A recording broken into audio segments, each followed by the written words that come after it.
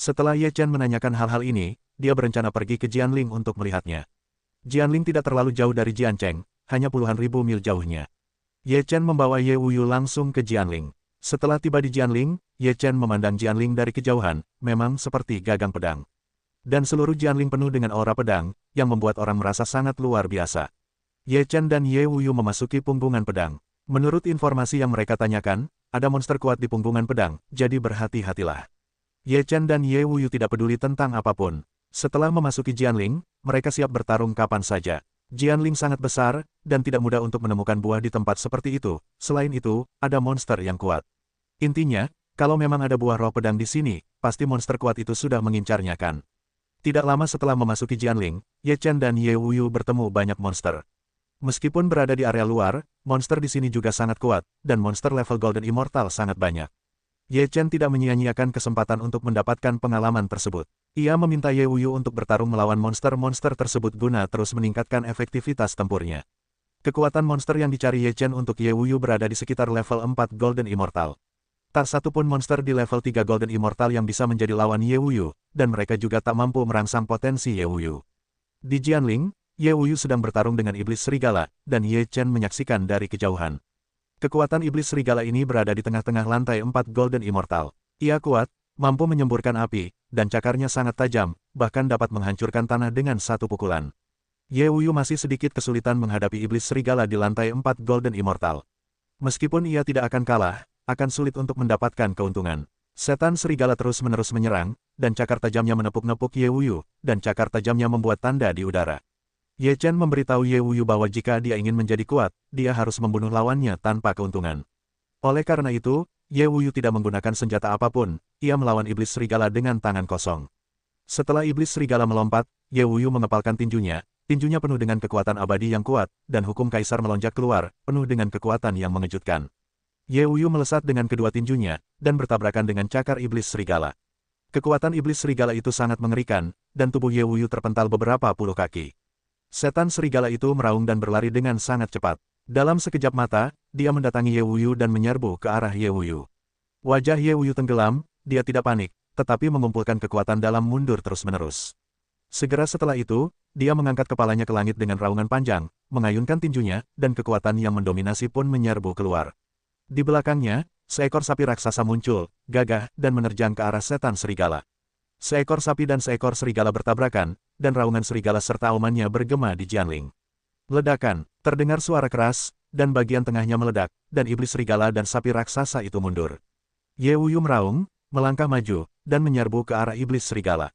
Tinjunya kuat tertiup angin, dan ketika dia mengayunkannya, udara terdistorsi. Ini adalah jenis tinju yang dia pelajari di pemakaman, yang disebut Dali Jingangkuan. Teknik tinju yang kuat ini dikenal karena kekokohannya, dan tidak ada seorang pun yang dapat mengalahkannya dengan satu pukulan. Setelah serigala iblis itu berdiri tegak, dia melihat Ye Wuyu menyerbu ke depan, dan dia menyambutnya dengan lolongan panjang, lalu kaki depannya melonjak dan melambai seolah-olah dia sedang melakukan pukulan. Ye Wuyu bertabrakan dengan kaki depan siluman serigala, dan kekuatan dahsyat menghantam, dan tubuh Ye Wuyu meluncur mundur. Namun kaki depan siluman serigala itu hancur oleh pukulan Ye Wuyu barusan. Setan serigala itu meraung kesakitan, dia hanya bisa berjalan tegak sekarang. Ketika iblis serigala memandang Ye Wuyu saat ini, dia sedikit cemburu, tetapi juga marah. Ye Wuyu berteriak dingin, tubuhnya bergegas maju, menjalankan teknik ruang waktu agung, dan langsung tiba di depan iblis serigala, masih mengayunkan tinju Vajra yang kuat, meninju keluar. Tubuh iblis serigala itu dengan cepat mundur, lalu membuka mulutnya untuk menyorot api biru, yang berubah menjadi bola api dan menyerbu ke arah Ye Wuyu. Tinju Ye Wuyu melesat keluar dan bertabrakan dengan api. Api itu memang agak kuat, dan suhunya mengerikan. Ye Wuyu merasa tinjunya hampir kering. Ye Wuyu meraung terus-menerus, kekuatan abadi melonjak keluar, dan momentum seluruh tubuhnya meningkat hingga ekstrim, langsung menghilangkan bola api, dan tinjunya membombardir kepala monster serigala. Tubuh besar iblis serigala itu terbang terbalik, kepalanya penyok, hampir terbelah, dan darah terus mengalir dari retakannya. Kepalanya keras sekali. Ye Wuyu sedikit bingung. Dia berjalan di depan iblis serigala, yang sedang sekarat sekarang, tanpa ancaman apapun. Ye Wuyu menatap kepala iblis serigala itu. Pukulan tadi jelas menghancurkan kepala iblis serigala itu, tetapi hanya retak, yang jelas bermasalah. Ye Wuyu mengeluarkan pedang 9 tebasan, dan dengan sekali tebasan, pedang itu menghantam kepala iblis serigala. Kepala iblis serigala itu memang sangat keras, tetapi tetap terbelah dua oleh pedang 9 tebasan. Setelah kepala iblis serigala terbelah, seberkas cahaya terbang keluar dari kepala iblis serigala. Itu alkimia batin. Ye Chen muncul, agak terkejut. Alkimia batin. Ye Wuyu sedikit bingung. Ye Chen berkata, monster pada umumnya hanya memiliki kristal monster, tetapi beberapa monster menyerap esensi langit dan bumi sepanjang tahun, lalu mereka akan mengolah alkimia batin. Alkimia batin ini lebih kuat daripada kristal monster. Bisakah ini dimakan? Tanya Ye Wuyu. Ye Chen berkata, kamu tidak bisa memakannya, tapi kamu bisa memurnikannya. Ye Wuyu mengeluarkan alkimia batin iblis serigala, lalu menjalankan seni melahap abadi Daluo, dan kekuatan dalam alkimia batin terus-menerus memasuki tubuh Ye Wuyu. Kekuatan yang luar biasa, kata Ye Wuyu dengan sedikit gembira. Saat kekuatan alkimia batin diserap, napas Ye Wuyu juga meningkat pesat. Ledakan. Segera setelah itu, sebuah kekuatan meledak dari tubuh Ye Wuyu, dan kemudian auranya langsung naik ke tingkat keempat Jinxian. Ye Chen tersenyum puas. Ye Wuyu sedikit terkejut, dan berkata, saya berhasil menerobos secara langsung, sungguh menakjubkan. Teruslah berjuang dan perkuat kerajaan. Ye Chen hanya mengucapkan 8 kata. Ye Wuyu mengangguk berat, lalu melanjutkan pertarungan. Setelah memasuki lantai keempat Golden Immortal, lawan Ye Chen terhadap Ye Wuyu semuanya adalah puncak lantai keempat Golden Immortal. Ye Wuyu baru saja mencapai terobosan, dan kekuatannya belum terkonsolidasi. Akan berbahaya untuk menemukan level kelima Dewa Emas. Pertama, gunakan level keempat Dewa Emas untuk mengkonsolidasikan kekuatannya, lalu tantang level kelima Dewa Emas. Ye Wuyu bertarung melawan monster buas sepanjang jalan di Jianling, bermandikan darah binatang buas, tatapannya menjadi lebih bertekad dan mendominasi. Setelah beberapa hari berlalu, wilayah Ye Wuyu terkonsolidasi di tengah lantai keempat Golden Immortal. Sekarang dia berada di tengah-tengah Jianling, monster buas yang ditemuinya bukanlah sesuatu yang bisa dihadapi Ye Wuyu. Sore harinya, Ye Chen dan Ye Wuyu sedang duduk di samping api unggun, dan kaki binatang besar sudah terpanggang di atas api unggun. Minyak kemasan mengalir dan wanginya meluap. Besok aku akan memasuki area pusat. Monster di mana-mana lebih kuat. Ikuti aku baik-baik. Jangan gegabah, desak Ye Chen. Ye Wuyu mengangguk dan berkata, benarkah ada buah roh pedang di punggung pedang ini? Bagaimana perasaanku bahwa tidak ada yang istimewa di dalamnya selain aura pedang? Ye Chen berkata, sulit untuk dikatakan apakah ada buah roh pedang di dalamnya, tetapi kemungkinannya sangat besar. Kemudian, ayah dan anak itu makan barbeque, lalu beristirahat di perahu di seberang. Tidak lama setelah Ye Chen dan keduanya tertidur, sesosok muncul di dekatnya, dan mata Ye Chen langsung terbuka. Sosok itu agak besar, tidak tampak seperti manusia, tetapi seluruh tubuhnya tampak persis seperti manusia. Sosok besar itu perlahan mendekati Bian Zhou, dan saat sampai di sisi Bian Zhou, dia terus-menerus menatap Bian Zhou. Ye Chen membuka matanya sedikit, dan kemudian Moonlight melihat dengan jelas bahwa sosok yang muncul di hadapannya adalah seekor keratua. Apa yang ingin kau lakukan? Ye Chen membuka matanya dan menatap keratua itu setelah melihat penampilan orang lain dengan jelas. Si keratua terkejut, tubuhnya cepat mundur, menatap Ye Chen dalam diam selama beberapa saat. Aku tidak bermaksud hancur di sini, tolong tenangkan amarahku, kata keratua itu setelah terdiam lama. Ye Chen melirik keratua itu, lalu bertanya, aku akan bertanya sesuatu padamu. Jika kau menjawab, aku bisa melepaskanmu. Keratua itu berkata cepat, permisi. Apakah ada hal aneh yang terjadi pada Jianling akhir-akhir ini? Tanya Ye Chen. Mendengar kata-kata itu, keratua itu berpikir sejenak, lalu berkata, hal besar belum banyak terjadi, tetapi akhir-akhir ini aku merasa bahwa keberadaan yang kuat di Jianling sedikit berbeda. Apa maksudmu? Ye Chen terkejut. Keratua itu berkata, biasanya, makhluk-makhluk kuat itu tidak keluar dari wilayah kekuasaannya, tetapi akhir-akhir ini, mereka sering berkeliaran, dan terkadang akan terjadi pertempuran. Tahukah kamu kenapa? Tanya Ye Chen. Keratua itu menggelengkan kepalanya dan berkata, aku tidak berani mendekat, bagaimana aku bisa tahu? Aku juga mendengarnya. Ye Chen menyentuh dagunya. Jika keratua itu mengatakan yang sebenarnya, maka memang ada yang salah dengan Jianling. Monster lebih sensitif. Kalau ada buah roh pedang di sini, mereka pasti bisa merasakannya lebih awal. Jelas saja, monster-monster itu sudah merasakannya, jadi mereka menjadi sedikit cemas. Ye Chen melambaikan tangannya ke keratua dan berkata, ayo pergi. Setelah mendengar kata-kata itu, keratua itu langsung bersyukur dan berkata, terima kasih.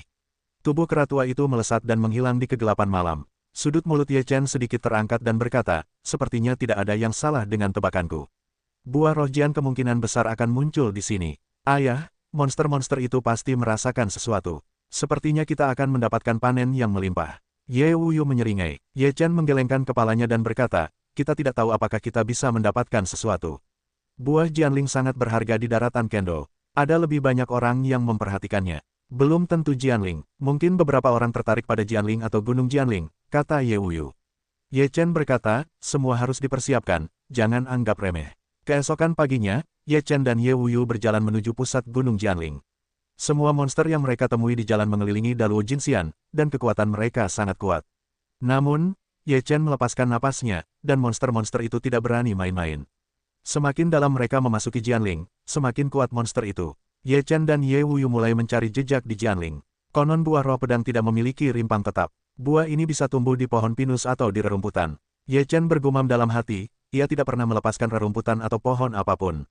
Mereka menemukan banyak buah di sepanjang jalan, termasuk beberapa buah peri yang dipadatkan dari ramuan peri, tetapi itu bukanlah buah roh pedang. Menurut rumor sebelumnya, roh pedang mengalir deras pada buah roh pedang, dan terdapat ki pedang yang melindungi tubuh di sekelilingnya. Sekalipun buah roh pedang ditemukan, tidak mudah untuk memetiknya. Ye Wuyu mengunyah buah peri yang baru saja ia temukan di mulutnya dan mengikuti Ye Chen. Aroma buah roh pedang menarik perhatian banyak monster. Beberapa monster langsung menelan ludah mereka. Buah peri ini telah lama mereka amati. Namun, ada monster kuat yang sedang mengamati buah peri ini. Tidak ada monster yang berani merebutnya. Baru saja, monster itu pergi sebentar. Ye Chen dan Ye Wuyu kebetulan lewat dan memetik buah peri. Saat itu, sebuah suara gemuruh datang dan mengguncang hutan pegunungan. Ye Chen dan Ye Wuyu terkejut, lalu mereka merasakan tanah bergetar, dan sebuah benda besar muncul di depan mereka. Ini adalah iblis harimau bersisik hijau. Sepertinya iblis harimau itu adalah variasi. Seluruh tubuhnya memancarkan aura yang kuat. Sepasang mata harimau melotot ke arah Ye Chen. Matanya tertuju pada buah peri, dan kabut asap keluar dari lubang hidungnya. Ia meraung, beraninya kau mencuri buah periku. Aku akan membunuhmu. Mata Ye Chen meredup dan berkata, buah peri ini tumbuh di antara langit dan bumi, bukan milikmu, jadi kau boleh memetiknya. Aku sudah mengumpulkan buah peri ini selama lebih dari setengah tahun. Sulit untuk matang, sekarang lebih murah untukmu. Aku akan membunuhmu dan memakanmu. Iblis harimau itu meraung. Ye Chen bergumam, omong kosong, hari ini kita makan daging harimau. Dengan itu, tubuh Ye Chen melesat ke masa lalu, tinjunya diayunkan, dan tinju iblis banteng yang kuat ditampilkan, yang sangat mendominasi. Harimau itu meraung menuruni gunung, dan kemudian harimau itu meraung ke bawah. Tinju Ye Chen bertabrakan dengan tubuh iblis harimau. Sisik seluruh tubuh iblis harimau itu sangat keras. Tinju Ye Chen jatuh di sisik, seperti menabrak dinding besi yang berat. Ye Chen bersenandung, dan kekuatan tinjunya meningkat lebih dari 10 kali lipat. Kekuatan ini meledak, dan sisik di kaki depan iblis harimau langsung patah. Tubuh iblis harimau itu mundur, dan matanya menunjukkan warna horor, tetapi dia masih marah. Dia telah menjaga buah peri begitu lama. Bagaimana mungkin lega jika manusia itu murah? Setan harimau itu penuh dengan cahaya hijau, dan sisik-sisiknya terbalik, lalu berubah menjadi cahaya hijau dan membunuh Ye Chen. Ye Chen melancarkan tinjunya, dan Dao Aoyi melancarkan serangan sederhana, tetapi kekuatannya tidak melemah sama sekali, malah semakin kuat. Sisik-sisik harimau iblis itu terus-menerus dihancurkan oleh Ye Chen dengan tinjunya. Tubuh Ye Chen pun dengan cepat mendekati harimau iblis itu. Kemudian Ye Chen menekan ke bawah dengan telapak tangannya, dan sisik-sisik itu hancur berkeping-keping. Tubuh harimau iblis itu tiba-tiba tenggelam dan tatapannya berubah. Pada saat ini, ia merasakan kengerian Ye Chen. Ketika ia ingin mundur, Ye Chen membunuhnya lagi. Tinju ini masih begitu dahsyat, harimau iblis itu meraung, harimau itu mengaum di hutan pegunungan, dan seluruh kekuatan abadi tubuhnya melonjak liar untuk bertabrakan dengan Ye Chen. Puff! Satu orang dan satu hewan bertabrakan bersama, tanpa ketegangan apapun, harimau iblis itu terhempas. Tubuh besar harimau iblis itu mengatasi sejumlah besar pohon kuno dan menghantam tanah dengan keras. Tubuh Ye Chen muncul di hadapan iblis harimau dan berkata dengan dingin, benda-benda di antara langit dan bumi bukanlah milik siapapun, dan siapapun yang memiliki kemampuan untuk mendapatkannya adalah milik siapapun. Setelah itu, Ye Chen menginjaknya.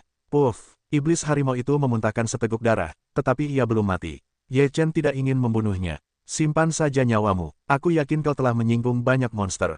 Ye Chen berkata dengan ringan. Boom! Pada saat ini, bumi mulai bergetar hebat. Terdengar juga suara derap ribuan kuda. Setelah mendengar suara itu, semua monster di tempat kejadian mengubah raut wajah mereka dan melarikan diri. Bukan, itu gelombang binatang buas. Ye Chen terkejut. Kemudian ia bergegas ke udara bersama Ye Wuyu, mengamati Jianling dari ketinggian. Ada banyak monster di hutan lebat. Bagaimana bisa ada gelombang binatang buas? Ye Wuyu sedikit ketakutan. Di dalam jangkauan pedang, monster-monster itu sangat padat dan terus-menerus berlari kencang, seolah-olah mereka sangat ketakutan. Mata Ye Chen menatap kedalaman Jianling, di mana terdapat gelombang energi yang kuat, seolah-olah sedang terjadi pertempuran.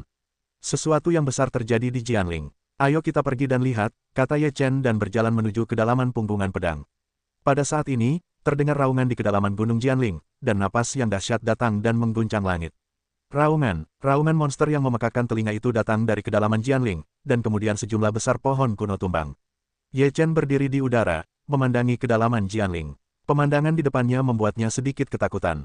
Di kedalaman Gunung Jianling, terdapat 5 monster berukuran sangat besar, semuanya setingkat Hunyuan Daluo Jinxian, dan efektivitas tempur mereka tak tertandingi.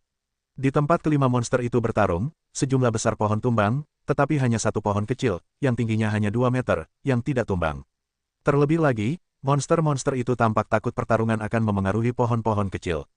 Ye Chen melihat petunjuk itu, menatap pohon kecil itu dengan saksama, tetapi tetap tidak melihat keistimewaan pohon itu. Akankah pohon kecil ini menghasilkan buah roh pedang? Ye Chen mengerutkan kening, ragu-ragu. Monster-monster itu tampaknya memperebutkan pohon kecil ini. Jika mereka ingin menguasai area ini, jelas bahwa pohon kecil itu sangat penting, tetapi Ye Chen tidak dapat melihatnya sekarang. Ye Chen dengan saksama mengamati pertempuran di bawah, dan dalam radius 1000 kaki, pertempuran itu kacau balau.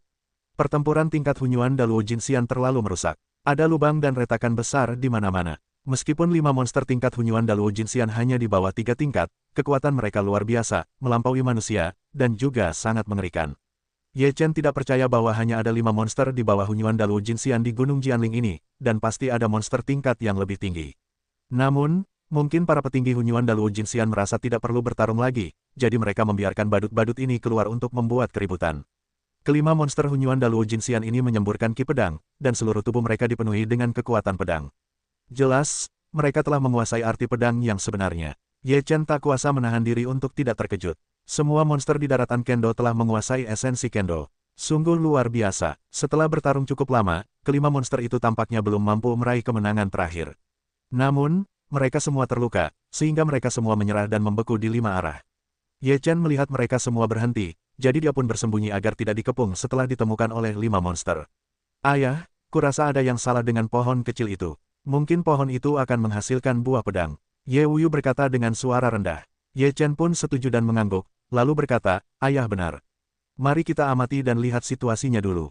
Kelima monster itu masing-masing berada di satu posisi, dan tidak ada yang mundur, jadi mereka berdiri diam. Setelah 3 hari, salah satu keratua berkata, buah roh pedang telah lahir di pohon ini, dan 80% pohon akan menghasilkan buah pedang. Kita tidak mendapatkan hasil apapun setelah bertarung seperti ini. Mengapa kita tidak melindungi buku ini bersama-sama sampai buah roh pedang tumbuh? Dibagi rata, buah roh pedang itu sangat besar, tidak cukup untuk menyumbat gigimu. Seekor beruang hitam mendengus. Menurutmu apa yang dimakannya, itu sudah cukup untukmu berlatih. Gerutu seekor tikus hitam besar. Pohon ini mungkin hanya menumbuhkan buah pedang, belum tentu tumbuh, dan sekarang tidak ada iblis dan binatang buas di wilayah lain. Mereka semua sedang mengamati situasi, kata macan tutul bergaris 9. Tergantung situasinya. Jika memang ada buah roh pedang, mari kita bicarakan. Kata monster terakhir yang tampak seperti terenggiling. Suara keratua itu terdengar berat dan berat, di seluruh Gunung Jianling, hanya pohon ini yang memiliki niat pedang. Cepat atau lambat buah roh pedang akan muncul. Ye Chen mendengarkan monster-monster ini di kejauhan dan mengerti bahwa pohon kecil itu memiliki kemungkinan besar. Namun, tidak ada gerakan lain, apakah itu bisa tumbuh tidak jelas. Orang-orang ini benar-benar aneh. Ada monster kuat lainnya yang tidak muncul. Mereka membuat banyak wall di sini. Ye Wuyu bergumam dengan nada meremehkan. Itu karena mereka tidak memiliki kekuatan yang cukup. Jika mereka bisa mendapatkan buah roh pedang, maka mereka dapat mendominasi Gunung Jianling, kata Ye Chen dengan suara rendah. Jika kau tidak beruntung, tidak ada tempat untuk mati. Ye Wuyu berkata, inilah kultivasi. Kesempatan tidak akan diberikan kepadamu tanpa biaya. Jika kamu menginginkan kesempatan, kamu harus menanggung risiko tertentu. Ye Chen berkata dengan sungguh-sungguh. Ye Wuyu tidak memiliki pengalaman seperti itu sekarang. Lagi pula, dia telah mengikuti Ye Chen sejak dia mulai berlatih, dan dia selalu mengikuti Ye Chen. Ye Chen mengatakan ini, dalam hati juga berpikir, setelah bertahun-tahun, Ye Wuyu sekarang tampaknya tidak memiliki pengalaman nyata. Ini tidak baik untuk pertumbuhan Ye Wuyu, tetapi sekarang Ye Chen belum menemukan cara untuk membiarkan Ye Wuyu mengalaminya. Ye Chen dan Ye Wuyu telah tertidur di dekatnya, mengamati gerakan yang tidak jauh dengan saksama. Dalam sekejap waktu, setengah bulan kemudian, tidak ada gerakan di pohon kecil itu. 5 monster tingkat Hunyuan Daluo Jinxian juga memiliki beberapa keraguan. Tidak bisakah pohon kecil ini benar-benar menumbuhkan buah roh pedang? Ye Chen mengirim cabang ke Jiancheng untuk menanyakan kabar itu. Saya benar-benar tidak tahu apakah saya tidak tahu. Dikabarkan bahwa buah roh pedang mungkin muncul di Gunung Jianling. Beberapa orang juga mengatakan bahwa beberapa orang melihat pohon kecil memancarkan roh pedang di Gunung Jianling, yang sangat luar biasa. Hanya saja aku belum mendengar kabar tentang Jianling. Karena alasan ini, Fan Shen Ye Chen juga pergi ke Jianling dan Gunung Jianling secara khusus.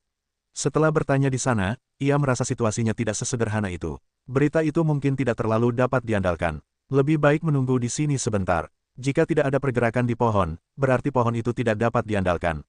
Kata Ye Chen dalam hati. Kontes kendo akan dimulai setengah bulan lagi. Semua benua telah menerima berita, dan banyak praktisi pedang telah berbondong-bondong ke sini.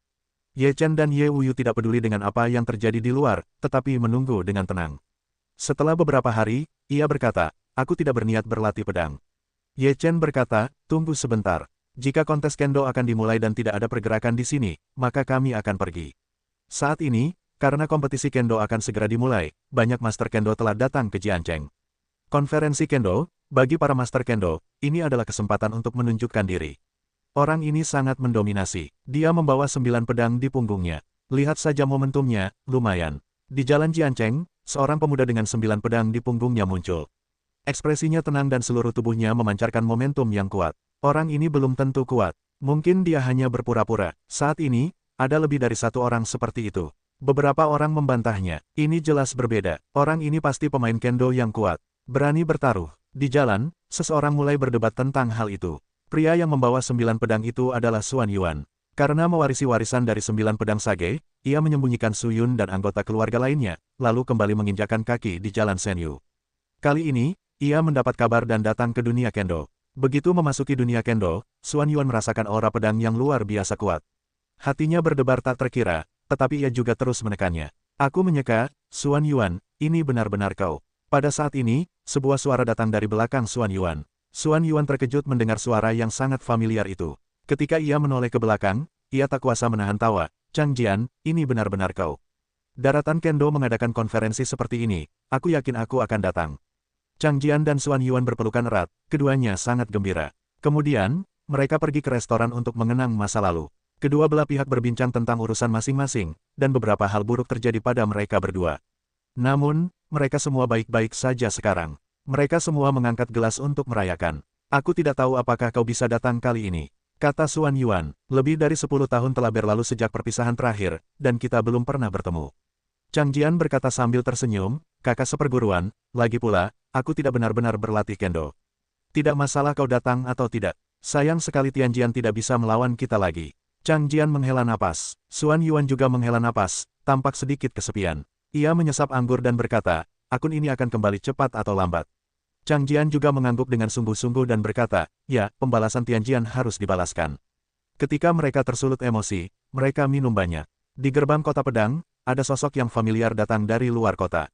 Pria ini adalah pedang kekaisaran. Saat ini, wajah Yu Tianjian tidak lagi sombong seperti sebelumnya, dan hanya ada kegigihan. Tampaknya tahun-tahun ini memiliki pengaruh yang besar padanya. Di wajahnya, ada bekas pedang panjang, yang benar-benar menghancurkan wajah tampannya. Pedang Yutian memasuki kota pedang tanpa ekspresi dan menghilang di antara kerumunan orang. Dalam sekejap mata, beberapa hari telah berlalu, dan hanya 3 hari sebelum pertemuan kendo dimulai. Saat ini, tak kurang dari 100 biksu kendo memasuki Jiancheng. Sebagian kecil dari mereka berasal dari Jalan Senyu, dan sebagian kecil lagi adalah biksu lokal dari daratan kendo. Para biksu ini berkumpul bersama. Mereka semua adalah tokoh sukses dalam kendo. Tentu saja, mereka dipenuhi rasa bangga. Terutama para biksu kendo di benua kendo memiliki rasa superioritas bawaan di hati mereka. Sebab, di seluruh negeri dongeng, hanya daratan kendo yang merupakan tempat paling cocok untuk berlatih kendo, dan juga tempat lahirnya para master kendo terkuat. Tempat lain mungkin juga memiliki orang kuat kendo, tetapi dibandingkan dengan daratan kendo, itu jauh dari baik. Sebagai seorang biarawan kendo, jika Anda belum pernah ke daratan kendo, Anda tidak memenuhi syarat untuk mengatakan bahwa Anda adalah seorang biarawan kendo. Sebelum itu, beberapa biarawan kendo di daratan kendo memandang rendah Xuan Yuan dan berpikir bahwa Xuan Yuan membawa 9 pedang adalah kepura-puraan. Terlebih lagi, ia memilih 9 pedang untuk Xuan Yuan. Xuan Yuan tidak memiliki wajah yang baik untuknya, jadi ia membiarkannya pergi. Mereka mulai bertarung. Akibatnya, Xuan Yuan saling membunuh dengan pedang, hampir dalam hitungan detik. Dengan satu pedang, banyak orang menutup mulut mereka sepenuhnya, dan tidak ada yang berani bersikap sombong di depan Xuan Yuan. Tetapi ada satu pengecualian, Zhu Shuai, yang telah pulih, menganggap Xuan Yuan sangat tampan dengan 9 pedang di punggungnya. Jika dia juga bisa membawa 9 pedang ini, dia tidak akan lebih buruk dari Xuan Yuan, bahkan mungkin lebih cantik. Maka Zhu Shuai pergi ke Xuan Yuan dan mengancam akan membawa 9 pedang itu di belakang Xuan Yuan. Kalau tidak, Xuan Yuan tidak akan bisa keluar dari kota pedang. Xuan Yuan menatap pria gemuk di depannya, wajahnya penuh penghinaan, dari mana asalmu? Nada suaranya tidak rendah, Zhu Shuai dipandang rendah oleh Xuan Yuan, dan dimarahi sebagai pria gemuk. Dia marah dan berkata, beraninya kau berbicara kepada tuan muda ini seperti ini. Benar-benar berani. Apa kau, Xuan Yuan tidak sopan. Sejak kekalahan besar terakhir, Zhu Shuai belajar bagaimana menjadi pintar. Awalnya, dia melapor kepada keluarganya dan berkata, apakah kau tahu siapa tuan muda ini? Aku tidak tahu. Nenekku adalah anggota keluarga pedang, dan aku adalah sepupu dari keluarga pedang. Jika kau tidak mendengarkanku, kau akan hancur pada waktunya. Zhu Shuai mengangkat kepalanya tinggi-tinggi, lubang hidungnya menghadap ke langit. Pantas saja kau begitu sombong, tapi kuperingatkan kau, jika kau menggangguku lagi, aku akan menggunakan 9 pedang ini untuk memotong semua lemak di tubuhmu. Jangan berterima kasih padaku kalau begitu. Nak, kau benar-benar gila. Berikan 9 pedang itu padaku. Teriak Zhu Shuai. Kemudian, Zhu Shuai, di belakang beberapa orang kuat Luo Jinxian, bergegas maju. Terakhir kali, dia hanya mengambil pedang kirinya, tetapi dia lumpuh. Zhu Shuai, yang membawa begitu banyak pendekar pedang keluar dari kota, tidak akan menderita begitu banyak kerugian. Petik 2. Xuan Yuan mendengus, dan seluruh tubuhnya meledak dari pedang. 9 pedang beterbangan, dan roh pedang meletus. Itu sangat menakutkan. Setelah melihatnya, mata Zhu Shuai berbinar dan dia ingin mendapatkan 9 pedang itu. 9 pedang itu luar biasa. Setiap pedang tidak begitu menyilaukan, tetapi kekuatannya mengerikan. Wajah Jinxian berubah ketika bertemu dengan Jinxian. Di tubuh mereka, terdapat lubang darah. Hanya dengan satu tebasan, beberapa dari 5 lapisan teratas Dewa Jinxian dikalahkan. Zhu Shuai tercengang. Apakah ia mengakhiri pertempuran begitu cepat? Keringat dinginnya tiba-tiba turun, bukankah ia akan menendang pelat besi lagi kali ini? Xuan Yuan menatapnya dengan dingin. Ia hendak memotong lemak Zhu Shuai dengan 9 pedang ketika ia berteriak dari kerumunan. Hentikan semuanya. Seorang pria parubaya keluar dari kerumunan dengan tatapan dingin.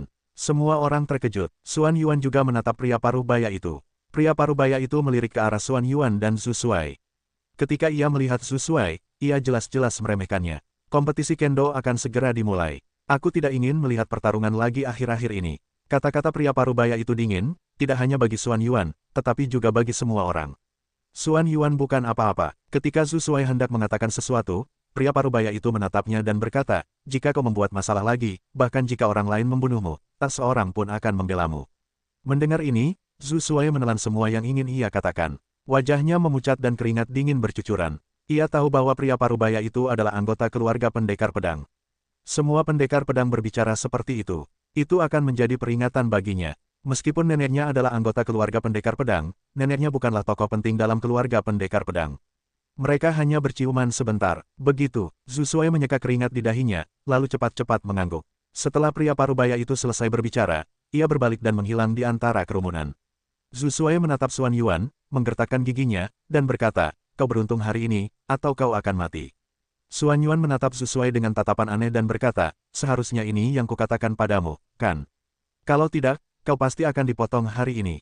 Tubuh gemuk Zhu Shuai bergetar, dan mulutnya mengeras, tunggu saja. Aku tidak bisa membiarkanmu. Aku akan menunggu kapan saja, dan aku akan memotong semua lemakmu. Mulut Xuan Yuan tersenyum dingin. Zhu Shuai mendengus, lalu memarahi beberapa Luo Jinxian besar yang kuat, lalu pergi dengan marah. Ternyata orang ini begitu kuat sehingga tidak ada yang bisa mengalahkannya begitu 9 pedang itu keluar. Apa ini? Sekuat apapun dia, wilayah kekuasaannya ada di sini. Jika dia bertemu lawan tingkat tinggi, sekuat apapun dia akan kalah.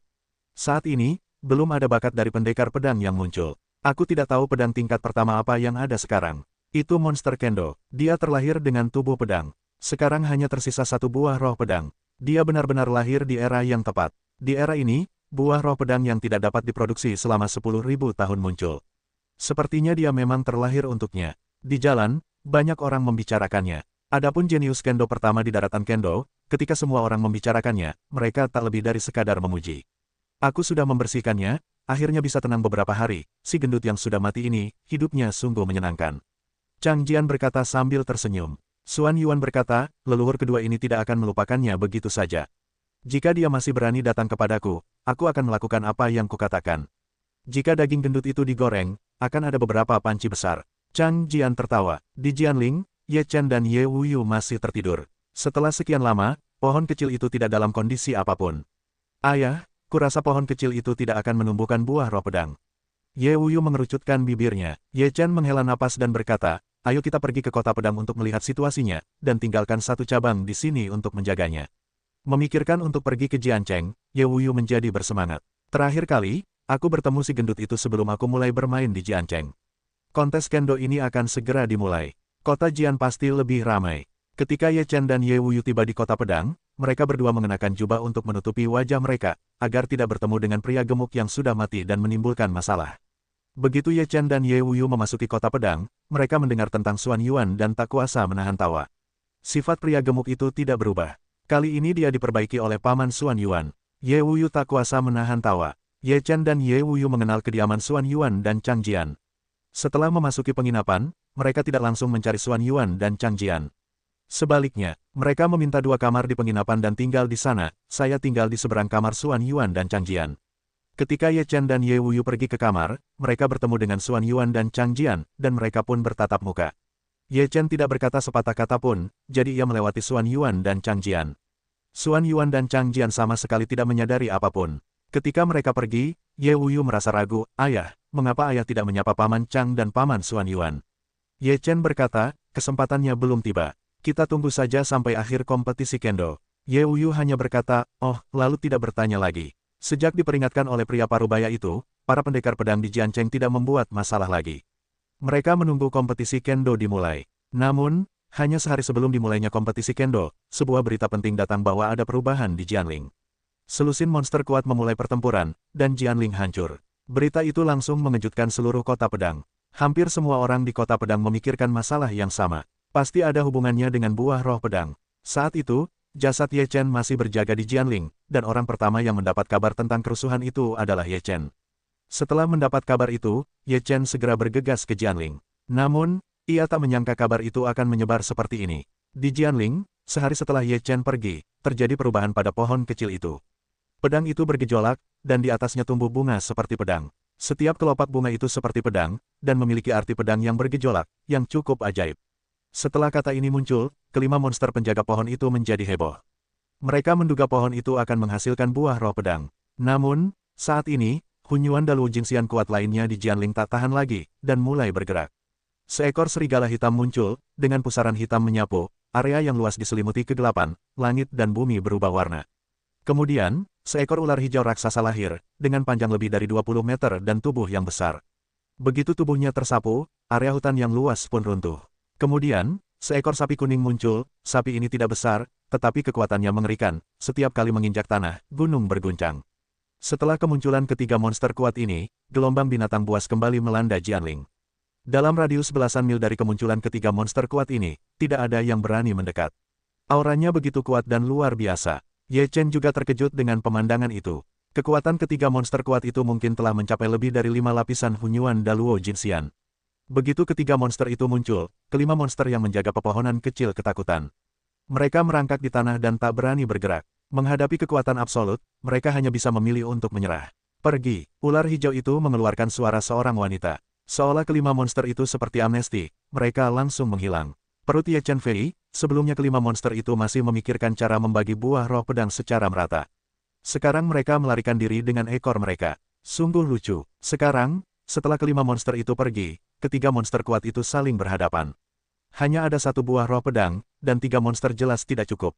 Lagi pula, dengan kekuatan mereka saat ini, mereka tidak akan pernah setuju untuk berbagi hal-hal konyol seperti itu. Buah pedang, itu tergantung pada kemampuan siapa yang cukup kuat. Sapi kuning itu memandang si gemuk hitam dan ular hijau dan berkata, "Anak sapi, kau masih lunak. Aku sarankan kau kembali dan minum susu selama beberapa tahun." Serigala hitam mencibir dengan jijik. Hidung sapi kuning itu dipenuhi udara putih dan berkata, "Anak serigala, beraninya kau bicara di depanku. Akan kutendang kau sampai mati." Sapi kuning itu berkata, lalu bergegas menghampiri serigala hitam. "Jika kita bertarung melawan serigala hitam, kita tidak akan menunjukkan kelemahan kita." Serigala hitam itu sedikit lebih besar dari sapi kuning, tetapi tidak jauh lebih besar. Kekuatan kedua monster itu sungguh mengerikan. Dalam peperangan yang terus-menerus, gunung-gunung runtuh dan retak. Bahkan tempat persembunyian Ye Chen telah muncul, lembah rift besar, yang sangat menakutkan. "Ular hijau, ayo kita bunuh serigala itu bersama-sama. Lalu kita lihat siapa yang beruntung."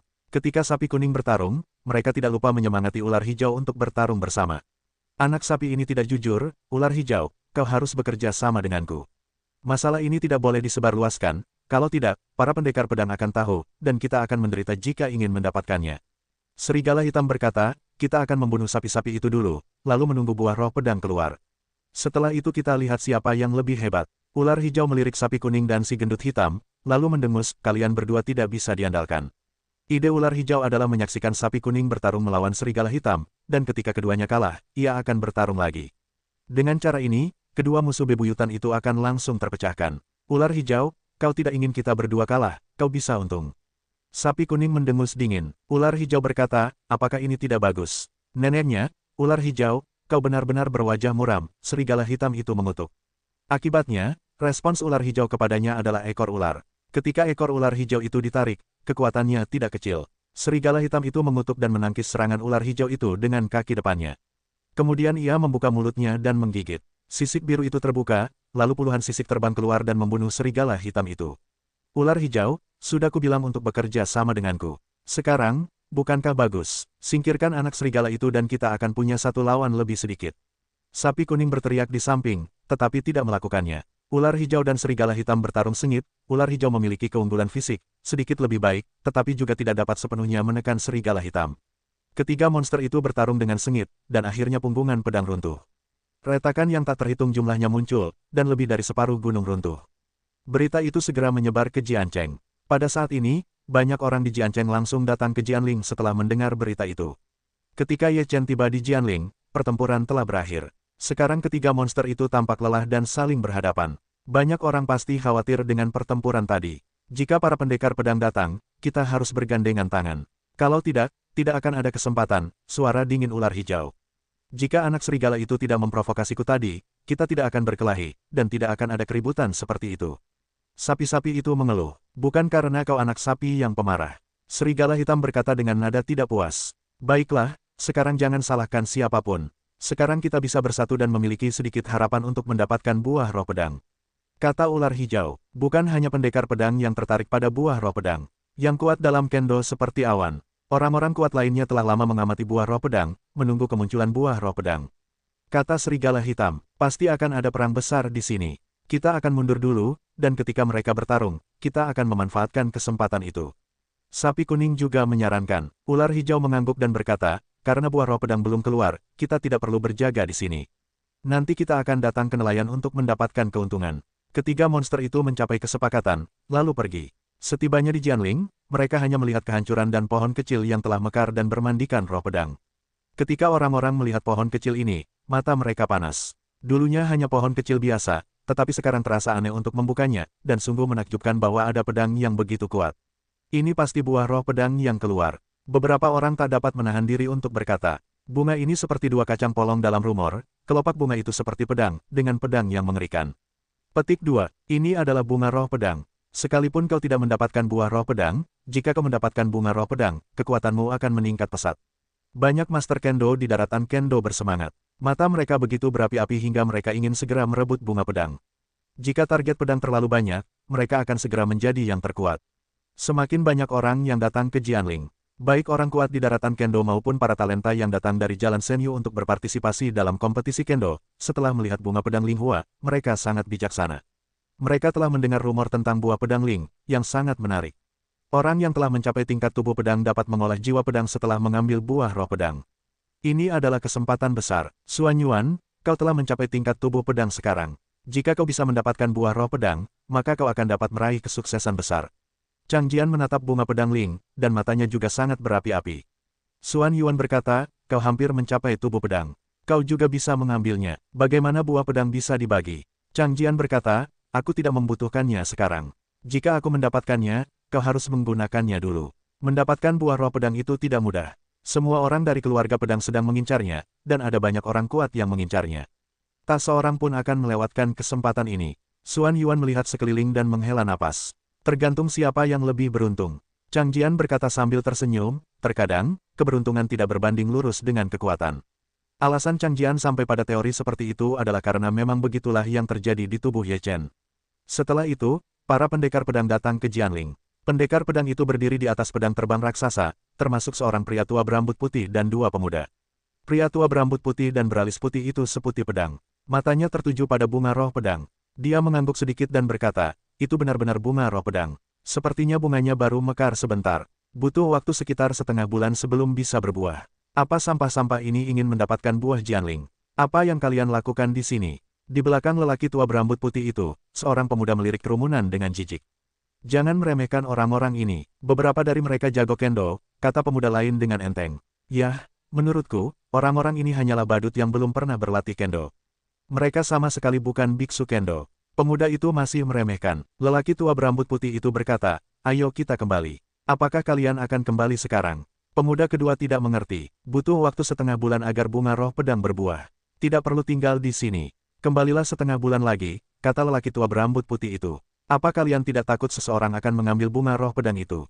Kata pemuda pertama. Lelaki tua berambut putih itu hanya tersenyum penuh arti. Itu anggota keluarga pedang tadi. Sayangnya, salah satu pedang itu tidak muncul. Seseorang memperhatikan kepergian pendekar pedang itu, lalu berkata, bagaimana kabar para pendekar pedang? Bukankah ini bunga roh pedang? Beberapa orang bertanya-tanya, ini pasti bunga pedang, mungkin butuh waktu bagi bunga Jianling untuk berbuah, jadi kami tidak tinggal. Besok akan ada pertandingan kendo, dan kita bisa kembali ke Jiancheng. Banyak orang sudah lama di sini, lalu mereka akan pergi. Bahkan para pendekar pedang pun tidak berjaga di sini. Apa gunanya tetap di sini? Tepat saat mereka hendak pergi, sesosok tubuh bergegas menuju bunga roh pedang. Mereka semua terkejut. Pria ini begitu berani sehingga berani bergerak saat ini. Ketika pria itu bergegas di depan bunga Jianling untuk memetiknya, beberapa kelopak bunga Jianling tiba-tiba berdiri dan mengeluarkan roh pedang yang kuat. Seluruh pohon bermandikan roh pedang, dan roh pedang yang kuat itu keluar. Wajah pria itu berubah drastis. Kemudian dia mendengar jeritan, dan tubuh pria itu terkoyak. Ketika mereka melihat pemandangan ini, mereka membuka mulut dan tidak sadarkan diri. Tidak heran para pendekar pedang itu pergi begitu saja. Sepertinya bunga roh pedang tidak bisa dipetik sembarangan. Setelah melihat pemandangan ini, Ye Chen bergumam pelan. Bunga roh pedang itu sangat kuat. Ye Wu ketakutan. Aku menyeka, begitu mengerikan. Chang Jian juga tercengang. Butuh waktu lama bagi semua orang untuk kembali sadar, lalu terjadilah sensasi. Ada beberapa orang yang berkeringat dingin. Baru saja mereka punya ide seperti itu. Jika mereka ingin mengambil bunga roh pedang secara langsung, tidak apa-apa untuk mengambilnya. Ketika mereka masih ragu-ragu, orang lain sudah mengambil tindakan, tetapi hasil akhirnya agak tragis. Sepertinya kita tidak bisa main-main. Kita hanya bisa menunggu sampai buah pedang itu lahir. Syukurlah aku tidak melakukannya. Terima kasih orang itu. Beberapa orang pergi sambil berbicara. Mengetahui bahwa Jian Linghua tidak mudah diprovokasi, tidak ada yang mau tinggal di sini. Mereka semua pergi satu per satu. Ye Chen menatap bunga roh pedang itu, lalu, ia menggunakan tubuhnya untuk menguji kekuatan bunga roh pedang itu. Akibatnya, ketika ia baru saja dekat dengan Jian Linghua, kekuatan Jian Linghua langsung menghantamnya. Ye Chen terkejut. Kekuatan bunga roh pedang itu telah mencapai tingkat Hunyuan Daluo Jinxian. Terlalu kuat. Bahkan jika seorang Hunyuan Daluo Jinxian datang, ia mungkin tidak dapat merebut bunga roh pedang itu. Sepertinya para pendekar pedang tahu semua ini, gumam Ye Chen dalam hati. Akan sangat mengerikan jika mendapatkan sehelai bunga Jianling. Mata Ye Wuyu berkobar-kobar. Ye Chen berkata, aku tidak tahu apakah bunga pedang roh masih berguna setelah buahnya lahir. Kemudian, Ye Chen dan Ye Wuyu juga meninggalkan Jianling dan kembali ke Jiancheng. Ketika mereka kembali ke kota pedang, tikus hitam tingkat Hunyuan Daluo Jinxian menyelinap di bawah bunga pedang roh, lalu mengeluarkan kekuatan yang dahsyat, membuka mulutnya dan menyerbu bunga pedang roh. Tikus hitam, kau harus menunggu. Sekalipun kau mendapatkan bunga pedang roh, itu sangat bagus. Jadi, ia mengambil risiko. Ketika tikus hitam hendak menggigit bunga pedang roh bunga pedang roh kembali menyerbu, dan kekuatan dahsyat itu menyapu. Wajah tikus hitam berubah drastis, dan ia langsung melawannya dengan kekuatan yang dahsyat. Namun, kekuatannya jauh dari bunga pedang roh. Tubuh tikus hitam itu tertusuk pedang, dan tubuhnya terbelah. Darah berceceran, menodai bunga pedang roh, membuat bunga pedang roh semakin indah. Selain tikus hitam, monster Hunyuan tingkat Luo Jinxian besar yang tersisa semuanya adalah DC keringat dingin. Mereka terlalu kuat. Jika tikus hitam tadi tidak menyerang yang pertama, maka siapa yang dibunuh oleh Jian Linghua tidak tahu. Terima kasih banyak untuk tikus hitam itu. Trenggiling mencibir. Sepertinya kita tidak bisa main-main. Bunga roh pedang benar-benar terlalu kuat. Setelah keratua selesai berbicara, ia tertidur. Macan tutul bergaris 9, beruang hitam, dan Trenggiling semuanya mundur, menunggu bunga roh pedang berbuah. Ketika saatnya tiba, pemenangnya tidak akan diketahui. Pohon-pohon kecil bermandikan roh pedang, pohon-pohon kecil yang awalnya biasa saja telah menjadi luar biasa. Di kota pedang, semua orang memusatkan pikiran mereka pada kontes kendo. Keesokan harinya, ketika kontes kendo dimulai, semua peserta siap untuk menyoroti kompetisi ini. Di tembok Jiancheng, pria parubaya yang sebelumnya muncul kembali. Ia berdiri di tembok dan berkata kepada kota pedang, semua yang berpartisipasi dalam kontes kendo akan segera pergi ke Gunung Jianling. Pria parubaya itu hanya mengucapkan kalimat ini, lalu tubuhnya dengan cepat menghilang. Di kota pedang, semua orang mendengar kata-kata pria parubaya itu, dan mereka semua berbondong-bondong menuju Gunung Jianling. Apakah tempat kompetisi kendo berlangsung di Gunung Jianling? Ye Chen bergumam dalam hati. Ia pun meninggalkan Jiancheng dan menuju Gunung Jianling. Entah untuk berpartisipasi dalam kontes besar, atau datang untuk menyaksikan keseruannya, satu persatu telah datang ke Gunung Jianling. Di Gunung Jianling, sudah ada orang-orang dari keluarga pedang yang menunggu. Ketika mereka melihat seseorang datang, mereka berkata, arena kompetisi kendo ada di tengah Gunung Jianling. Ayo, semuanya ke sana. Mereka semua pergi ke tengah Gunung Jianling. Di tengah Gunung Jianling, terdapat lapangan terbuka yang luas, yang tampaknya dibuat oleh manusia. Saat itu, ada beberapa orang di lapangan terbuka itu. Mereka tampak dingin dan sombong, dan mereka tampak sombong. Setelah orang-orang yang datang untuk berpartisipasi dalam kompetisi kendo datang ke sini, tatapan mereka penuh dengan penghinaan. Aku tidak mengerti mengapa aku harus bersaing dengan sekelompok sampah. Buang-buang waktuku. Seorang pemuda berpakaian putih dengan pedang di tangannya mendengus menghina. Siapa tahu, ini keputusan keluarga. Ayo kita bermain. Pemuda lain berjubah perak berkata sambil tersenyum. Akankah salah satu kakak laki-laki datang? Seorang pemuda bertanya, apakah kamu masih membutuhkan salah satu kakak laki-laki pada kesempatan seperti ini? Kami sudah cukup. Pemuda berpakaian putih itu berkata dengan sangat angkuh.